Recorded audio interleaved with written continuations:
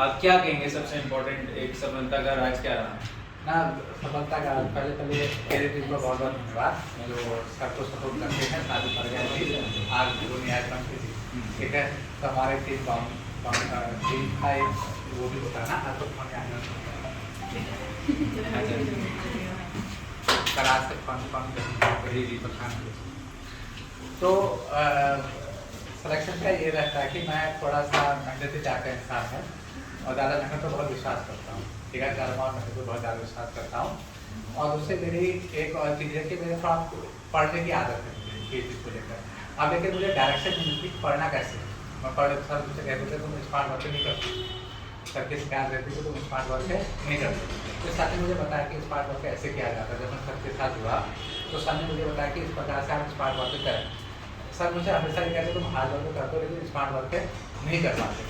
तो फिर सर ने मुझे बताया कि स्मार्ट वर्क ऐसे करना है। अब कई बार डांटते थे कि भाई तुम जब पेपर देने जाते हो तो वहाँ क्यों छोड़ के आते हो, हमेशा सर हो जाएगा सर हो जाएगा सर हो जाएगा, तो और वो 20 पॉइंट पर रह जाते थे। तो फिर जब टीचर्स का पिछली बार एग्जाम था तो मैंने सर से कहा कि सर मेरे 100 नंबर करीब करीब आए हैं। तो सर ने कहा हाँ इस बार तो हो जाना है। फिर तो रेंज कितने जाएगी, मैंने कहा 7-8 नंबर कट ऑफ से ज़्यादा आगे रहूँगा। तो वह भी ऐसे ही 7-8 नंबर से ज़्यादा आगे रह गया। तो कहने का मतलब कि मैं मेहनत पर ज़्यादा विश्वास करता हूँ, पर डायरेक्शन सही होनी चाहिए। तो आप लोग भी खूब मेहनत करें तो उसका थोड़ा डायरेक्शन अगर आपको सही मिले तो फिर सिलेक्शन होना क्या है आसान है। आप लोग बहुत कुछ किस पर होगी उत्तराखंड जैसे स्टेट पर रह लो जहाँ पर बहुत कम बच्चे क्या करते हैं अटेंड करते हैं। आप पिछली बार का लेक्चर आप देखोगे 40,000 का 40,000 बच्चे से समझते, वही बच्चे किस पर थे अल्टीमेटली। यहाँ सिलेक्शन हाँ यहाँ सिलेक्शन लेना बहुत आसान है। आप यूपी में पिछली बार PET कैटेगरी होता है ना, जैसे आप ग्रुप सी में देखो तो पहले PET होता है उस पर 80 लाख बच्चे 80 लाख वहाँ रेलवे स्टेशन में सोने तक जाती है। और उसके बाद 7,000 पोस्टर में क्या करना होता है कॉम्पिटिशन करना होता है। यहाँ के साथ हम लोग के साथ दिक्कत होती है कि आप रेगुलरिटी नहीं है। अभी जैसे 4 महीने कुछ करने से पड़ेगा फिर कहेगा सर हाँ मेरा वहाँ कुछ काम हो गया टेक्नोलॉजी वाले कह रहे हैं अभी कुछ दिन बाद ड्रॉप करूँ, वो चीज़ को क्या कर देता है छोड़ देता है। तो आपको साथ क्या करें जब आप इस जॉब में आना चाह रहे हैं इस पर गवर्नमेंट जॉब में इस पर रेगुलरिटी बहुत क्या है जरूरी है। जितना आप इस पर क्या रहेंगे रेगुलर रहेंगे फिर उतनी चीज़ें क्या है आसान है। मुझे सिलेक्शन लेने में हमेशा में कुछ पॉइंट से रुक जाता, कभी 2 कभी 3 कभी 4 मतलब पॉइंट में ही रुकता था। लेकिन जब सही डायरेक्शन होते गया साल लगे इसको शुरू करने में और जैसे पाया मतलब कहने का मतलब मेरा ये है कि हार्ड वर्किंग के साथ आपके साथ मैं आज बबीता बुंगला मैम के लिए भी क्लैप आपने देखा होगा। तो अभी जब मैंने कमल भट्ट सर को बधाई दी तो सर कह रहे थे अब क्या होता है बुढ़ापे में ना मजाक कर रहे थे। तो मैं ये बताना चाहूँगा कि बुढ़ापे में बहुत कुछ होता है ठीक है। तो और दूसरी बात कि वो तो एज तो एक जो है एक फीलिंग है और being young is just a number, age is just a feeling. तो मैं ये कहना चाहूँगा कि सबसे अब बहुत चीज़ें ऐसी हुई अनुभव ही था मेरा कि धीरे धीरे सर ने फिर हमें सिखाया कि भाई यहाँ पर ये करना है यहाँ पर ये करना है। तो सारे बड़े भाई के तौर पर या एज ए गाइडेंस के तौर पर काफ़ी सर ने सपोर्ट भी रहा। मतलब सर का ये रहा कि भाई चलो मैं खड़ा हूँ सामने सर हमेशा लीड करते हैं। तो ये ऑनलाइन पढ़ा रहे मैं भी नया था किया जाए तो ईश्वर का आशीर्वाद रहा चीज़ें हो गई। तो ऐसे ही बबीता जी भी हैं ये भी अपनी कहानी बताएंगी कि बबीता जी किस प्रकार में संघर्ष किया और रेगुलर स्टूडेंट में ठीक है। मैं जितना जान पाया इनको मैं इसके लिए मैं पढ़ा था सर से इंग्लिश पढ़ा था और जीएस पढ़ा था और काफ़ी रेगुलर रही और चीज़ों को लेकर बताती भी थी। ऐसा नहीं कि भाई पढ़ रहे तो ऑनलाइन पढ़ना होता था उस समय 2020 की बात है 21 की बात है तो ऑनलाइन पढ़ना होता था। तो लेकिन ये क्वेश्चन भी व्हाट्सएप के माध्यम से पूछ लेते कि सर यहाँ पर ये प्रॉब्लम आ रही है तो सर यहाँ पर ये है तो सर यहाँ पर ये प्रॉब्लम आ रही है। तो ये दिखाता था कि इसके अंदर क्या थी डेडिकेशन था और क्या था निरंतरता थी हर चीज़ को लेकर। ये हो गया मानसिक बुराई जी हो गए और निशा मैम पता ही उसको उनका नहीं हो पाया लेकिन वो भी काफ़ी ज़्यादा क्या थी मेहनती थी। निशा जोशी जी मैम है वो भी काफ़ी मेहनती थी। उनका थोड़ा कुछ नंबर से रह गया नहीं हो पाया था लेक्चर में लेकिन ये बहुत ज़्यादा क्या थे उसका डेवलप ठीक है। तो बबीता सबसे पहले तो मैं अपनी पूरी सफलता का यहाँ जहाँ मैं आप पहुँची हूँ पूरा सही मैं तो सर को दूँगी क्योंकि मेरे गुरुजी ने मुझे इतना सपोर्ट किया। जिसमें मैं पहली बार इस कोचिंग के सेंटर के अंदर आई थी ना मुझे कुछ भी नहीं पता था। मेरे 2012 में मैंने पीजी कंप्लीट किया था, उससे 1 साल पहले बीएड हुआ था मेरा पिथौरागढ़ से।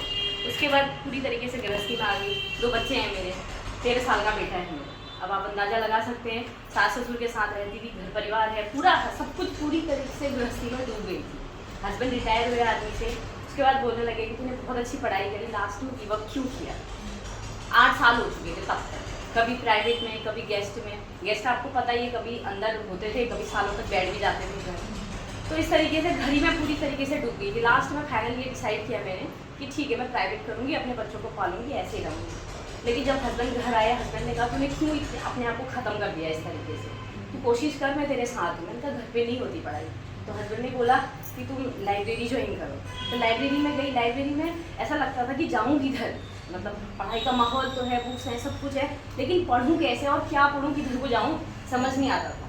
कम से कम 3-4 महीने में इसी तरीके से लगी रही। 9 बजे सुबह निकल जाती थी, टिफ़िन लेके जाती थी, 4 बजे तक बैठती थी। एक दिन अचानक देखते देखते यूट्यूब में सर का दिखा, मतलब जो चैनल था, और वहाँ पर सर का पढ़ाना मुझे इतना हार्ट टचिंग लगा कि नहीं मुझे जाना है। उसी समय मैंने स्कूटी निकाली, वहीं से चल दी मैं सीधे सर के पास, और सर को बोला। मैंने सबसे पहली प्रॉब्लम मेरी यही थी कि सर मेरी एज हो गई है, मुझसे नहीं होगी। ये बोल रहे थे ना अभी, मैं सच में स्टोरी सुनना आप। 34 ईयर अभी मैं क्रॉस कर चुकी हूँ। तो अब उतने साल का एक तो गैप भरना था, मन में ये था कि एज भी हो गई है, फाइट उन बच्चों के साथ करना जो फ्रेशर है। अभी इतने ज़्यादा टैलेंटेड बच्चे निकल के आ रहे हैं, ऑनलाइन इतना जानते हैं। मैं तो इतना जानती भी नहीं थी, घर जैसे बच्चे ही पाल रही थी, बस हो गया, कुछ नहीं कर पाती थी। तो सर को पूरी कहानी बताई। मैंने कहा सर मैं क्या करूँ, ये समझ में नहीं आता। तो सर का वो पॉइंट मेरे दिल को इतना लगा ना। सर ने कहा कि जिस एज में तू है और जितना तू झेल के आई है नीचे से, तो तेरा जो बेस है इतना स्ट्रांग है कि जो जिन बच्चों से तू डर रही है वो डाइवर्टेड एज में होते हैं, वहाँ पर डाइवर्जन बहुत ज़्यादा होता है, और जिस एज में तू है वहाँ पर कभी डाइवर्ट नहीं होगी। मुझे इतना अच्छा लगा कि मेरा ये प्लस पॉइंट है, ये मेरा मतलब ओवर एज का प्लस पॉइंट हो गया। तो एक वो पॉइंट पकड़ा मैंने, और मैं पीछे बैठ के पढ़ती रहती थी, दिन भर लगी रहती थी, जहाँ पर अटकती थी सर को बताती थी। फिर ऐसे ऐसे क्लासेस बंद हो गई। मेन मैंने सर को कभी नहीं छोड़ा, कंटिन्यू, एक बैच खत्म दूसरा शुरू, दूसरा खत्म तीसरा शुरू। इवन मैं तो कभी कभी 4-4, 5-5 बैच भी लेती थी। सर बोलते थे जिसमें बैठना बैठ जाओ। मैं वहीं रहती थी, कोचिंग क्लासेस में ही पढ़ती थी, कभी नेट की क्लास में बैठ जाती थी, कभी किसी क्लास में, कभी किसी क्लास में। इस तरीके से फिर लॉकडाउन आ गया, घर बैठ गए। जो अभी सर ने बताया कि रेगुलरिटी टूट गई। अब वहाँ पर मैं फिर सोच रही कि अभी तो मैं पहुँच गई, मिड में हुआ, अब कहाँ जाऊँ। लेकिन फिर सर ने शुरू किया ऑनलाइन, मैंने तब भी नहीं छोड़ा, ऑनलाइन भी क्लासेस लेते रही, बैचेस लेते रही। फिर उसके बाद प्री आ गया।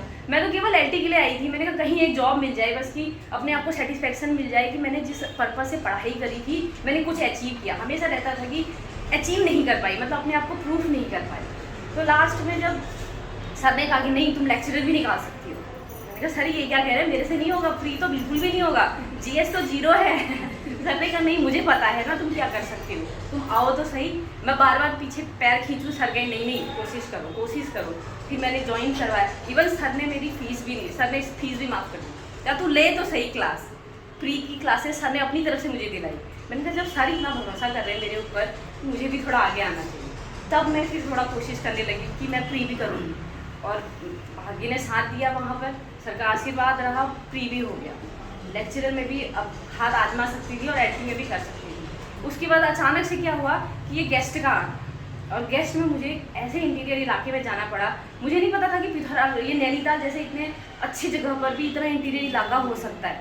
वहाँ गई मैं इतना रोई कि मैं ज्वाइनिंग लूँ कि ना लूँ, क्योंकि मोबाइल जो है पूरी तरीके से एक डब्बे के रूप में कन्वर्ट हो गया। कुछ नहीं था, ना ऑनलाइन क्लासेस बंद, ऑफलाइन क्लासेस बंद, जो किताबें जो नोट्स अपने पास थे वो उसी का सहारा था। और रोते रोते सर को डेली फ़ोन करती थी जब यहाँ से जाती थी। तो एक तो घर का भी रहता था, बच्चे छोड़ के जा रही थी, और क्लासेस छूट रही थी। जहाँ तक पहुँची थी अब सोच रही थी कि अब लास्ट में ही फिसलती हूँ, अब जाती हूँ यहाँ से, कुछ नहीं होता मेरा। जॉब नहीं छोड़ सकती थी, क्योंकि एक उम्मीद थी कि जिस जर्नी पर मैं हूँ अचीवमेंट मिले कि ना मिले, इसका कोई गारंटी नहीं थी ना। अब वहाँ छोड़ भी नहीं सकती। घर वाले सब कहते थे कि इतना अगर परेशान है, इतना रोती है, तो तू छोड़ के क्यों नहीं आ जाती, तू छोड़ के आ जा, हम तो ऐसे कुछ नहीं कहेंगे। मैंने कहा लेकिन मैं कैसे जीऊँगी अगर मान लो यहाँ भी नहीं हुआ, वहाँ भी मैंने छोड़ दिया, फिर क्या करूँगी मैं।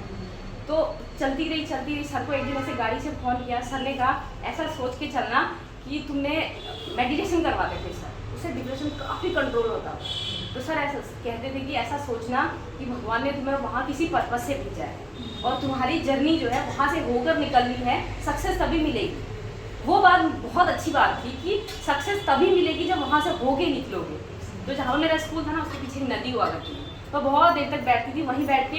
एक पॉइंट था वहाँ पर सिग्नल आते थे, मोबाइल वहाँ पर कील गाड़ रखी थी मैंने, वहाँ पर लगाती थी। बारिश आ जाती थी उसको पॉलीथीन में पैक करती थी, अपने आप को छतरी में कवर अप करती थी, तब जाके कभी क्लासेस हो गई। तो बहुत मुश्किल होती थी, नहीं होते थे क्लासेस। फिर हस्बैंड यहाँ क्लासेस के आइए लिंक भेजते थे, हस्बैंड क्लासेस पूरा का पूरा डाउनलोड करते थे। एक OTG आता है छोटा सा, मुझे इतना भी नहीं पता था, वो सब यहीं से पता चला। वो OTG के थ्रू पेन ड्राइव में भरते थे, ड्राइवर के हाथों वहाँ भेजते थे, तब मैं लैपटॉप में वो सर की क्लासेस बैक डेट पे देखती थी। और देखते देखते फिर वहाँ जियो का एक टावर लगा, कभी कभार सिग्नल आते थे तो छत पे खड़े हो गए, वहाँ चेयर लगा के मैं पूरा मतलब पॉलीथीन के अंदर मोबाइल रख के भी क्लासेस लेती थी। ये था कि मतलब सर की अगर क्लास में मुझे नींद नहीं आती थी। बहुत साथ दिया सर ने। तो सर का वो जो डायलॉग था ना कि तेरी जर्नी यहीं से निकलेगी और यहीं से निकल के तुझे सफलता मिलेगी, फिर मेरे अंदर वो आया कि नहीं मुझे रुकना है, अब मुझे पढ़ाना भी है, पढ़ना भी है और यहाँ रहना भी है और यहीं से होके निकलना है। तो फिर उसके बाद शांत हो गया मन, फिर 20-22 दिन में घर आती थी और जितना रह गया डाउनलोड करके ले जाती थी। बाकी हस्बैंड दिलाते थे यहाँ से यूट्यूब में कभी कुछ रुक गया तो वो फ़ोन करते थे, तीसरे फ़ोन से दिखाते थे। जैसे अपना फ़ोन हो गया उसमें लगाएंगे यूट्यूब, दूसरे फ़ोन से सुनाएंगे लाउड स्पीकर में, तब मैं वहाँ सुनती थी क्योंकि सिग्नल नहीं थे। सिग्नल इतने ही होते थे कि केवल बात कर सको, कभी तो हफ्तों तक बात ही नहीं होती। बहुत अभी भी सर का खुद का गांव है, मेरा गांव सही है, सर का खुद का गांव है, वहाँ गाड़ियाँ वगैरह बहुत मुश्किल होती थी, आना जाना हो ही नहीं पाता। नंदौर नदी के किनारे बैठ के हाँ, नंदौर नदी थी, वहाँ नदी के किनारे बैठे रहती थी, बार बार वही सर का वो डायलॉग याद करती थी कि इसी से होके गुजरना है, तभी पार जाओगे और तभी पार तुम्हें सफलता मिलेगी। और हुआ भी, भगवान का आशीर्वाद भी रहा लास्ट में कि लेक्चर तक भी पहुंची, बस 1 नंबर से रह गई, वो होता ही है। उसमें भी कुछ रहा होगा भगवान का कि मुझे यहाँ नैनीताल की सीट मिल गई। मेरे लिए तो यही अच्छा था कि मैं बच्चों के पास आ पा रही हूँ। अभी नैनीताल में LT में मिला।